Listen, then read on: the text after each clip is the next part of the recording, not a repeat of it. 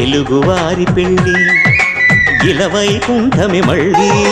సంప్రదాయమే సౌందర్యంగా సాగుతున్న పెళ్ళి ఇది తెలుగువారి పెళ్ళి ఒకరికి ఒకరని అనుకుంటే అదే నిశ్చితార్థం ఆ నిర్ణయానికి తలవంచడమే పెళ్ళి అంతరార్థం శతమానం భవతి అంటుంది శ్రావణ మాసం శ్రావణ మాసం శ్రావణ మాసం తెలుగువారి పెళ్ళి ఇలవైకుంఠమే మళ్ళీ సంప్రదాయమే సౌందర్యంగా సాగుతున్న పెళ్ళి